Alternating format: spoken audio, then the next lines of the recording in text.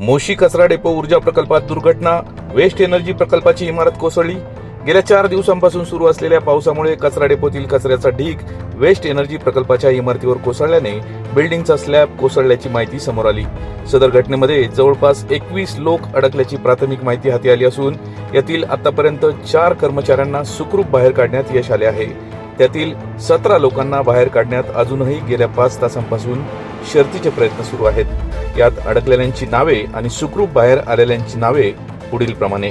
बाहेर काढलेल्यांची नावे अशोक गुप्ता, मुनिंद्र कुमार, चंद्रशेखर सिंग, दिनेश सुतार आणि आतमध्ये अडकलेल्यांची नावे पुढील प्रमाणे।